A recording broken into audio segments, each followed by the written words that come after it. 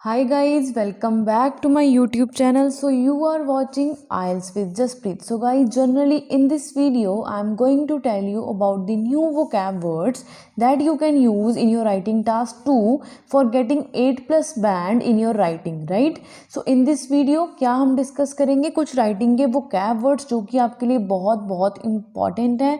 सो इस वीडियो को स्टार्टिंग से लेके एंड तक आप ज़रूर वॉच करना, right? So guys without wasting time let's begin with this video.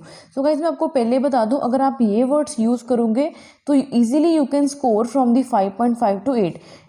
No doubt you can't jump from the 5.5 to the 8, but after the 5.5 you can able to score 6. After that you can score 7, then after that you can reach at 8 bands, right?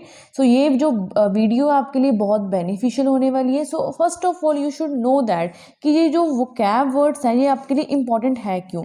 Because your 25% of bands depends upon the vocab words, and by using these words you can maintain your LR means lexical resource. So without wasting time, let's begin with this video.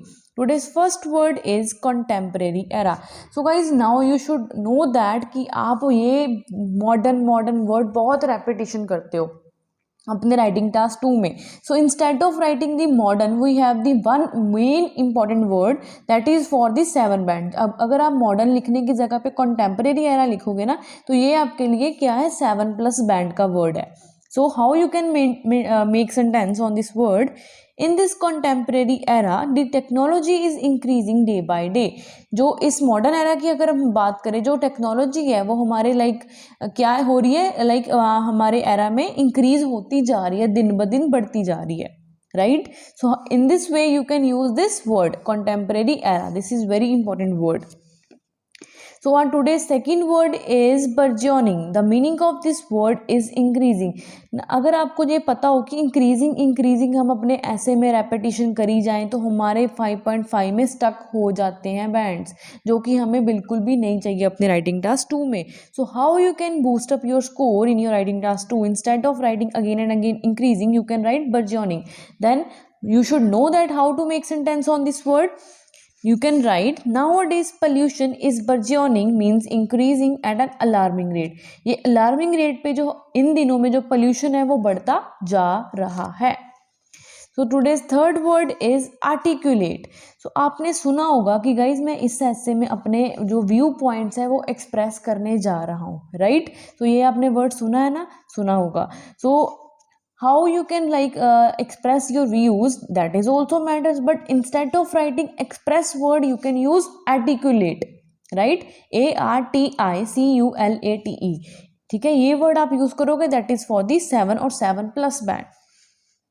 How you can make sentence. This essay will articulate my viewpoints in the forthcoming paragraphs. जो ये वाला ऐसे मैंने लिखा है, ये क्या articulate करेगा, क्या एक्सप्रेस करेगा, मेरे व्यू पॉइंट्स को एक्सप्रेस करेगा फोर्थकमिंग पैराग्राफ्स में. ठीक है, इस वे के साथ आप ये जो ऐसे की जो अपनी लाइन है, जो लास्ट में आप थीसिस लिखते हो ना, this essay will articulate my viewpoints in the forthcoming paragraphs. ये इस वे में आप लाइन जो है लिख सकते हो. So now let's move to the fourth word.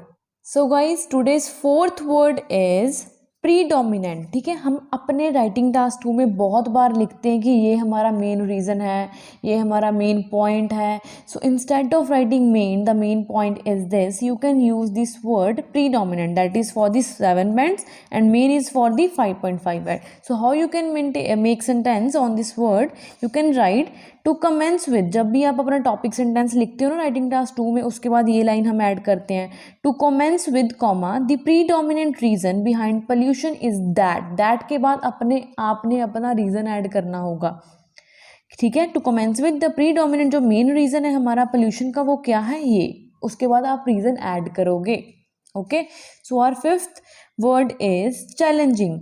So now what do you understand by the term challenging. Challenging हमारे लिए वो बहुत ज़्यादा चीज़ चैलेंजिंग है, हमारे लिए वो बहुत ज़्यादा चीज़ डिफ़िकल्ट है. अब आपको समझ आ रहा है? ठीक है, इंस्टेड ऑफ राइटिंग डिफ़िकल्ट बहुत कॉमन वर्ड है. ठीक है, बहुत सारा स्टूडेंट्स लिखते रहते हैं, तो हमने नहीं ये डिफ़िकल्ट वर्ड लिखना, हम क्या लिखेंगे, चैलेंजिंग वर्ड.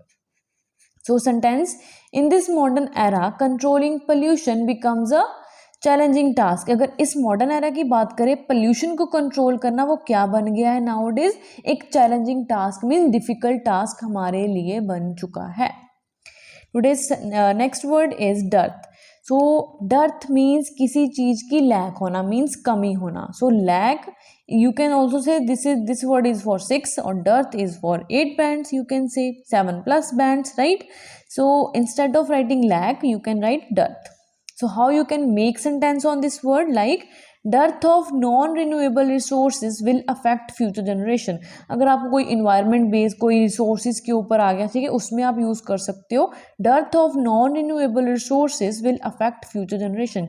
जो कमी है नॉन रिन्यूएबल रिसोर्सेज की वो क्या कर देगी, हमारी फ्यूचर जनरेशन को इफेक्ट करेगी। Next word is imperative. So guys ये तो आपको पता ही होगा कि हम इम्पॉर्टेंट वर्ड अपने राइटिंग टास्क 2 में कितना ज़्यादा लिख देते हैं, ठीक है। दिस इज इम्पॉर्टेंट, ये चीज़ भी इम्पॉर्टेंट है, ये चीज़ भी इम्पॉर्टेंट है, ठीक है।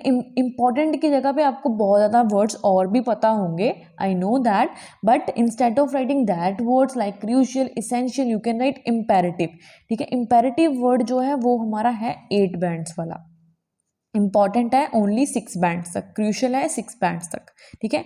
इंपेरेटिव आप लिख सकते हो, सो बोल भी सकते हो in speaking as well as in writing, ठीक है। You can use this word for the both.